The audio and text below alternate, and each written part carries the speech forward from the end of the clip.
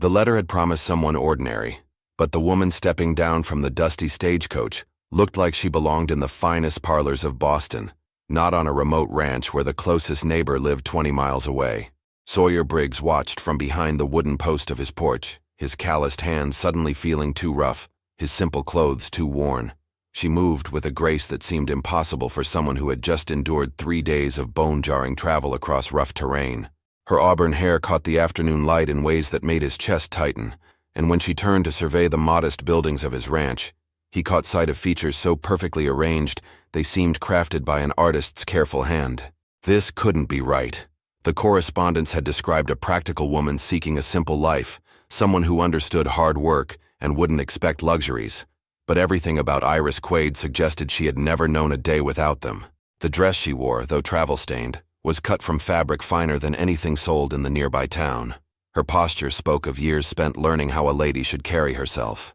Even her gloves, now dusty from the journey, were clearly expensive. Sawyer's stomach knotted as a terrible possibility formed in his mind. What if she had gotten on the wrong stagecoach? What if some wealthy gentleman in another territory was waiting for this vision of perfection? While Sawyer was left to explain to his intended bride that she had made a costly mistake, the driver was already unloading her single trunk, a piece of luggage that looked far too elegant for his rough-hewn home. But then Iris Quaid did something that made Sawyer's breath catch in his throat. She pulled a folded letter from her small purse, glanced at it, then looked directly at the ranch house where he stood watching. Their eyes met across the dusty yard, and for a moment that stretched like eternity, neither moved. In her gaze, he saw something that contradicted everything her appearance suggested.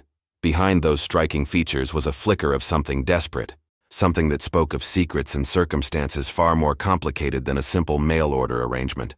When she finally smiled and began walking toward him, Sawyer realized that whatever had brought this impossibly beautiful woman to his doorstep, it wasn't going to be the quiet, predictable life he had been preparing for.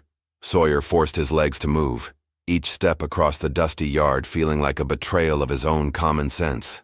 Up close, Iris Quaid was even more breathtaking, her skin bearing none of the weathered marks that came from outdoor labor, her hands smooth in a way that spoke of a life spent far from physical work. When she spoke, her voice carried the refined accent of education and privilege. "Mr. Briggs, I presume." She extended one gloved hand with the practiced ease of someone accustomed to formal introductions. "I am Iris Quaid." "I believe you've been expecting me." Sawyer's throat felt dry as desert sand. "Yes, ma'am. Though I have to say, your letters didn't quite." He gestured helplessly, unable to find words that wouldn't sound like an insult or a confession of his own inadequacy. "Didn't quite prepare you for my appearance?" Iris finished, a knowing smile playing at the corners of her mouth. "I find that written words often fail to capture the full truth of a person. Don't you agree?" There was something in her tone that suggested layers of meaning beyond the simple observation. Sawyer studied her face, searching for clues about what kind of woman would willingly travel hundreds of miles to marry a man she had never met. The longer he looked, the more convinced he became that desperation lurked beneath her composed exterior, like a crack in otherwise flawless porcelain. "Your ranch is exactly as you described," Iris continued, surveying the modest wooden buildings, the simple corral where his horses grazed, the vegetable garden he tended himself. Peaceful, remote, far from the complications of civilized society. The way she emphasized that last phrase made Sawyer's chest tighten with suspicion. Most women seeking mail-order marriages spoke of building a life together, of partnership and shared dreams. Iris Quaid spoke like someone fleeing from something, seeking refuge rather than romance. "Ma'am, I have to ask," Sawyer began, his natural honesty overriding his social awkwardness. "Are you certain you meant to come here? Because if there's been some mistake, if you were supposed to meet someone else—" "There has been no mistake." Her response was sharp, almost defensive, before she caught herself and softened her tone. "Forgive me. The journey was taxing. I am exactly where I intended to be, Mr. Briggs." But as she spoke, her eyes darted briefly toward the horizon, as if checking to see whether anyone had followed her here. The gesture was so quick that Sawyer might have missed it if he hadn't been watching her so intently, trying to solve the puzzle of her presence. The stagecoach driver finished unloading her trunk and approached them with the practiced efficiency of a man eager to complete his route. "That'll be everything, folks. Next stop won't be for another week, so you'd best be sure about your arrangements." He tipped his hat and climbed back onto his seat. As the stagecoach rolled away in a cloud of dust, Iris Quaid watched it disappear with an expression that looked suspiciously like relief. Whatever had brought her to this remote place, Sawyer was beginning to suspect that her reasons had nothing to do with finding a husband. The silence that followed the stagecoach's departure stretched uncomfortably between them. Sawyer found himself acutely aware of every flaw in his appearance and surroundings, from the patch on his work shirt to the weathered boards of his porch that desperately needed fresh paint. Iris stood perfectly still, her composure so complete it seemed rehearsed, as if she had prepared for this exact moment. "Perhaps you could show me where I'll be staying," she asked, her tone carefully neutral. "I assume you have made appropriate arrangements for a lady's privacy?" "Yes, ma'am. I cleared out the back room of the house. It has its own entrance and a good strong lock." Sawyer hefted her trunk, surprised by its weight. Whatever she had brought with her, it was more than the practical belongings one might expect from a frontier bride. "I've been sleeping in the barn since your letter confirmed you were coming." Something flickered across her features at the mention of the letter, too quick for him to interpret. "That was very considerate of you." As they walked toward the house, Sawyer noticed how carefully she stepped, avoiding the worst of the dust and debris that littered his yard. Her boots, though practical enough for travel, were clearly expensive leather that had never seen hard use. Everything about her spoke of a life of comfort and refinement, making her presence on his struggling ranch seem increasingly impossible. "Mr. Briggs," she said as they reached the porch steps, "I feel I should clarify something about our arrangement. While I appreciate your consideration in providing separate quarters, I hope you understand that I will need time to adjust to this new life. The transition from my previous circumstances has been rather sudden." Previous circumstances. The phrase hung in the air like smoke from a distant fire, carrying hints of something significant left unsaid. Sawyer set down her trunk and turned to face her fully. "What kind of circumstances were you leaving behind, Miss Quaid?" For the first time since her arrival, her composure cracked slightly. Her hand moved instinctively to her throat, where he caught a glimpse of something hidden beneath the high collar of her dress. A necklace, perhaps, or maybe something else entirely. "The kind that make a woman reconsider everything she thought she knew about her life," she replied, her voice barely above a whisper. "The kind that make even the most unlikely choices seem reasonable by comparison." Before Sawyer could respond, the sound of approaching horses echoed across the valley. 3 riders were cresting the ridge that marked the edge of his property, their silhouettes dark against the afternoon sky. Iris went rigid at the sound, her face draining of color in a way that transformed her from mysterious to genuinely frightened. "Are you expecting visitors?" she asked, but her tone suggested she already knew the answer. "No, ma'am. Out here, unexpected visitors usually mean trouble." Iris's hand gripped his arm with surprising strength. "Mr. Briggs, I need you to understand something. Whatever those men might say about me, whatever claims they might make, I'm exactly who I told you I was in my letters. But there are people who would prefer to remember me differently." The riders were close enough now that Sawyer could make out details. Well-dressed men on good horses, the kind who could afford to travel far from civilization when they had business to conduct. The kind who didn't come calling on isolated ranches unless they were looking for something specific. "Just how much trouble did you bring to my doorstep, Miss Quaid?" The 3 riders approached with the measured pace of men who knew their quarry had nowhere to run. Iris's grip on Sawyer's arm tightened, and he could feel the tremor in her fingers despite her efforts to maintain composure.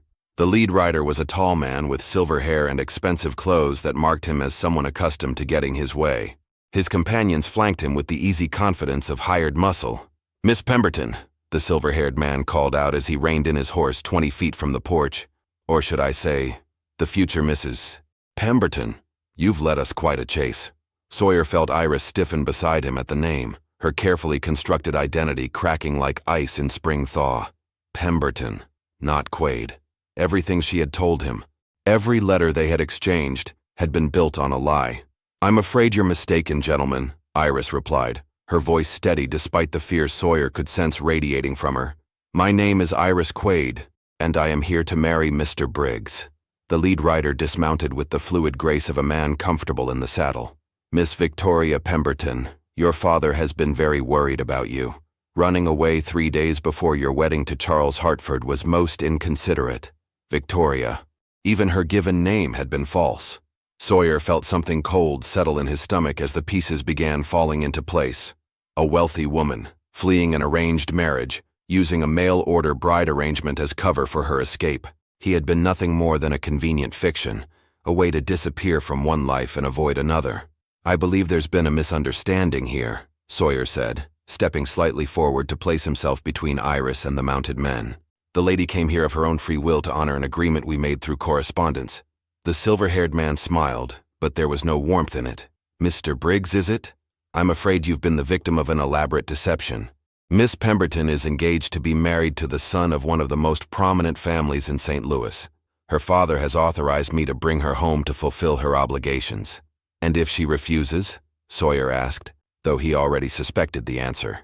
"Then we'll be forced to involve the local authorities.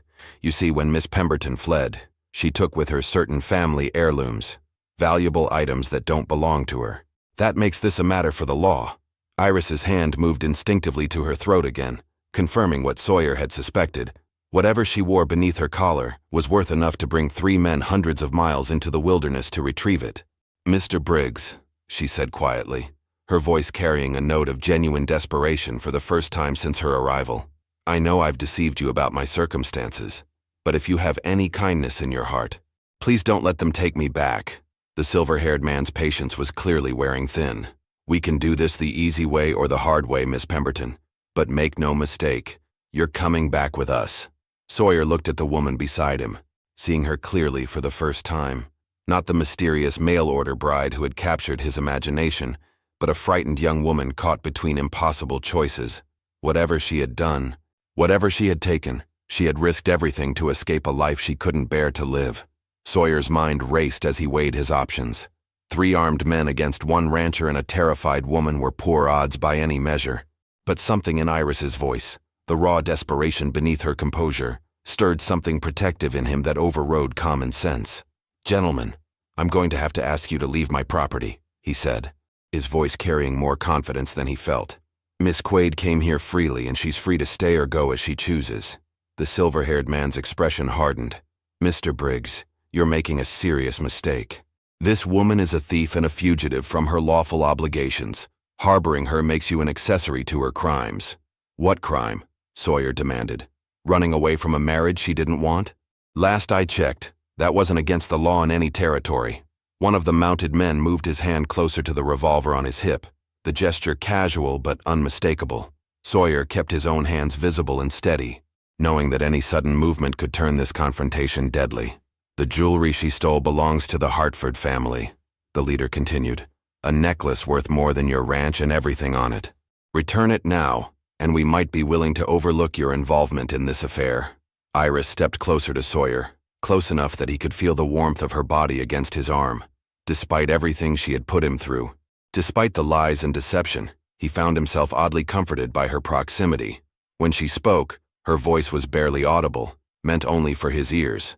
"It was my mother's necklace," she whispered. "Charles Hartford's father demanded it as part of the marriage contract. It's the only thing I have left of her." The silver-haired man dismounted completely, his patience finally exhausted. "Miss Pemberton, you have exactly 1 minute to retrieve that necklace and come with us voluntarily. After that, we'll take whatever measures are necessary."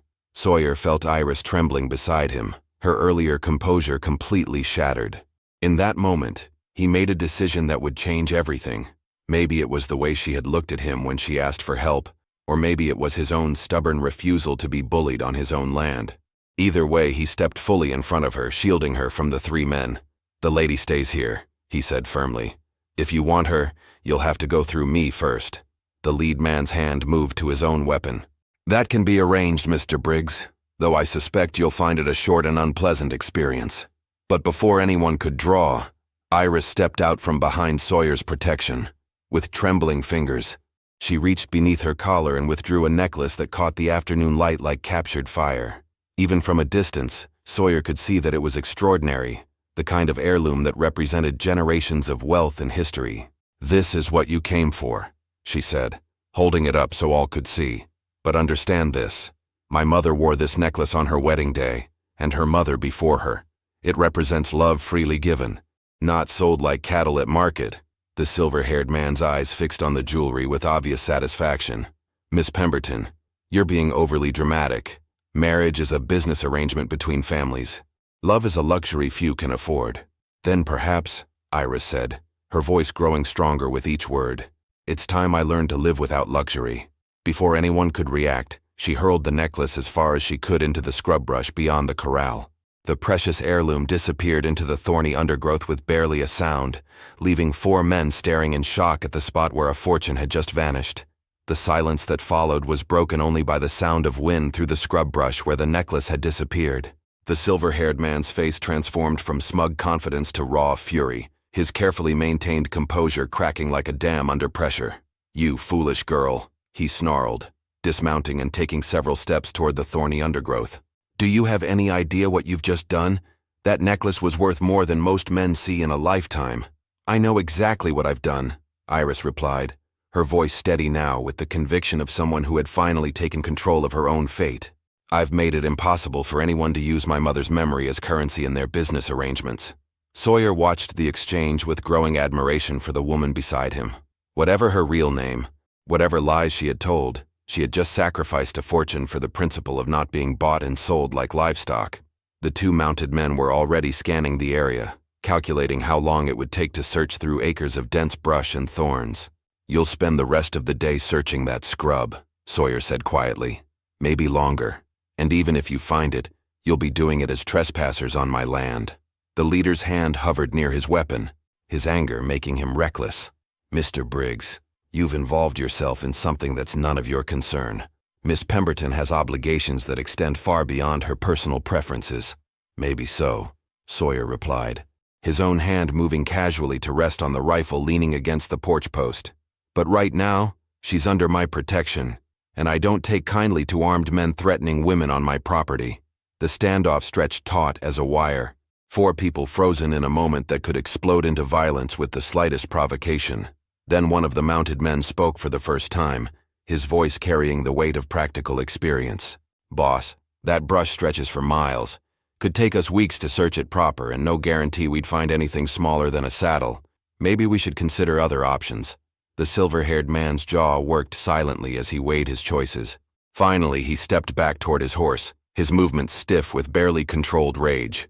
"Miss Pemberton," he said, his voice cold as winter steel, "your father will be most disappointed to learn of your decision. As will Mr. Hartford. They both have long memories and considerable influence." "Then they'll have to learn to live with disappointment," Iris replied. "I've certainly had enough practice at it myself." The man mounted his horse with sharp, angry movements. "This isn't over. Your father knows where you are now, and he has resources beyond what you can imagine. Enjoy your freedom while it lasts." As the 3 riders turned to leave, the leader called back over his shoulder, "Mr. Briggs, you might want to consider whether protecting her is worth the trouble it's going to bring to your door." The sound of hoofbeats faded into the distance, leaving Sawyer and Iris alone in the gathering dusk. She stood perfectly still, staring at the spot where the necklace had vanished, and for the first time since her arrival, she looked genuinely vulnerable. "I'm sorry," she whispered. "I've brought you nothing but trouble, and you don't even know who I really am." Sawyer turned to face the woman who had been Iris Quaid for exactly 1 afternoon and Victoria Pemberton for the rest of her life. In the fading light, her beauty seemed less overwhelming and more human, marked by exhaustion and the weight of decisions that had cost her everything she had once known. "I reckon I know enough," he said quietly. "You're a woman who threw away a fortune, rather than be forced into a marriage you didn't want. That tells me more about your character than any name ever could." She looked up at him then, and he saw tears threatening at the corners of her eyes. "You don't understand. My father won't give up. Neither will the Hartfords. They'll come back with more men, legal papers, whatever it takes. They'll destroy you for helping me. Let them try."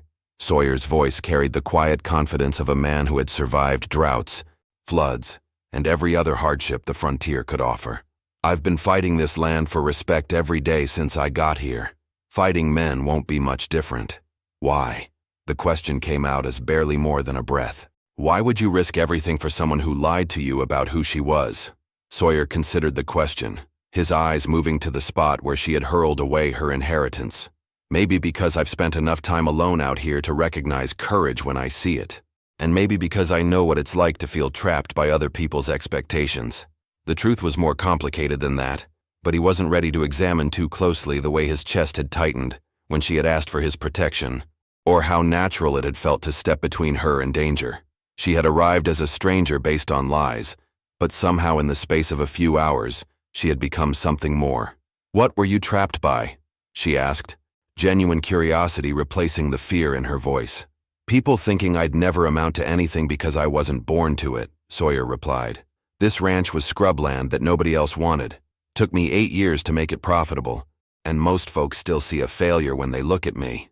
Victoria moved closer to him, close enough that he could smell the faint scent of lavender that clung to her travel-worn dress. "I don't see a failure," she said softly. "I see a man who built something with his own hands and wasn't afraid to stand up to 3 armed men to protect a stranger." The space between them seemed to shrink without either of them moving, and Sawyer found himself acutely aware of the way the evening light caught the auburn highlights in her hair.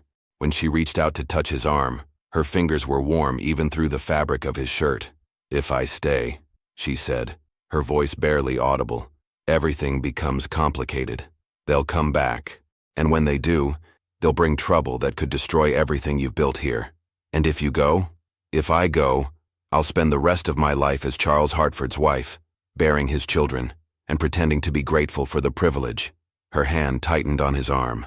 "I'll become everything I swore I'd never be." Sawyer covered her hand with his own, surprised by how perfectly it fit against his palm. "Then don't go. It's not that simple. Maybe it is." He turned to face her fully, seeing past the perfect features to the strength that had carried her hundreds of miles from everything she had ever known.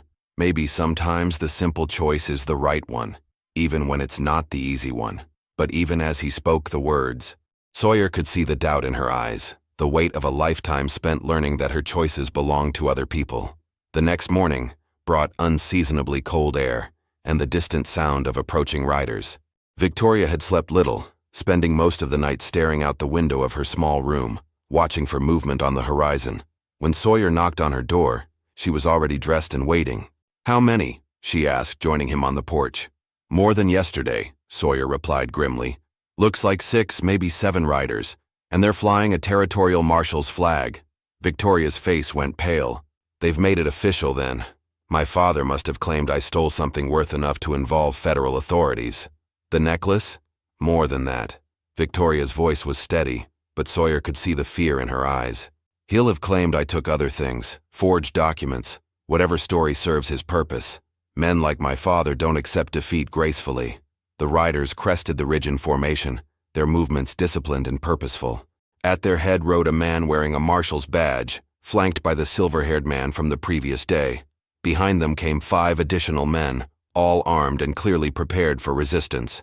"Miss Victoria Pemberton," the marshal called out as they approached the house, "I have a warrant for your arrest on charges of theft and fraud. You need to come with me." Sawyer stepped forward, his hands visible but ready. "Marshal, I'd like to see that warrant, and I'd like to know what jurisdiction you claim over a woman who's committed no crime in this territory." The marshal dismounted and approached with the confidence of a man backed by legal authority. "The warrant is valid in all territories, issued by a federal judge in St. Louis. Miss Pemberton stands accused of stealing property valued at over $10,000. "What property?" Victoria demanded, stepping out from behind Sawyer despite his attempt to shield her. "The necklace was my mother's, left to me in her will." The silver-haired man smiled coldly. "Not just the necklace, my dear. The bearer bonds you took from your father's safe. The ones worth considerably more than family jewelry." Victoria's face showed genuine confusion. "I took no bonds. I've never even seen the inside of my father's safe." "Nevertheless," the marshal continued, "the evidence suggests otherwise. Mr. Pemberton has provided documentation showing the bonds were in his possession until the night you disappeared. Their absence was discovered the morning after your departure." Sawyer felt the trap closing around them with the precision of a well-planned ambush. "Convenient timing," he observed, almost like someone wanted to make sure there was legal justification for bringing her back. "Mr. Briggs," the marshal warned, "interfering with a federal arrest is a serious crime. I suggest you step aside." But Victoria was already moving, reaching into her traveling dress to pull out a folded paper. "Marshal, before you arrest me, perhaps you should see this." She handed him a document that Sawyer had never seen before. "It's a letter from my father written 3 months ago, disowning me for refusing to marry Charles Hartford. In it, he specifically states that I will inherit nothing from the family estate and have no claim to any Pemberton property. The marshal examined the letter carefully, his expression growing troubled. This appears to be genuine. It is genuine, Victoria said firmly, which means I had no access to any family property to steal. The bonds my father claims I took never belonged to me, and I had no opportunity to take them. For the first time since their arrival, uncertainty flickered across the silver-haired man's face. The marshal studied the letter for several long minutes, his weathered face growing more skeptical with each line he read. Finally, he looked up at the silver-haired man with obvious displeasure. "Mr. Thornton, this document raises serious questions about the validity of the charges. If Miss Pemberton was legally disowned before her departure, she would have had no access to family property." Thornton's composure finally cracked completely. "Marshal, you don't understand the complexities of this situation. The girl is manipulative, probably forged that letter herself. The paper is 3 months old," the marshal replied coldly. "The ink has aged naturally and the seal appears authentic, unless you're suggesting Miss Pemberton planned this entire scenario months in advance."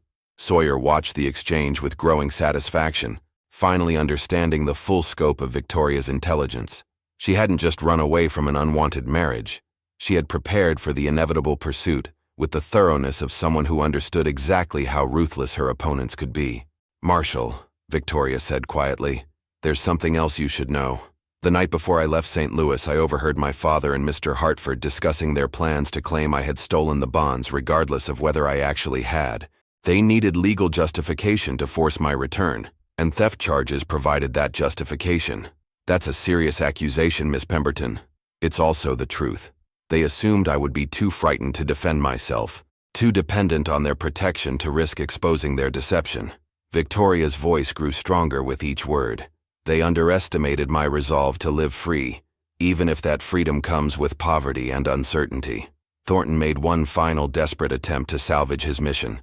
"Marshal, even if the theft charges are questionable, the woman has still violated her legal obligation to fulfill her marriage contract. The Hartford family has significant investments tied to this union. Marriage contracts aren't enforceable by federal law," the marshal replied sharply. "And pursuing false criminal charges to circumvent that fact is itself a federal crime." The confrontation was unraveling faster than Thornton could control. His hired men were growing restless, clearly uncomfortable with the legal complexities that had replaced what they thought would be a simple retrieval operation.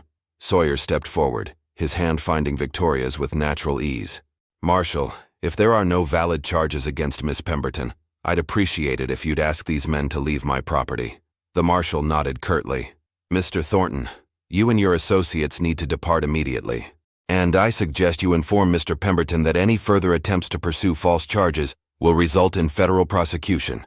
As the riders prepared to leave, Thornton made one last threat. "This isn't over. Miss Pemberton, your father has resources you can't imagine."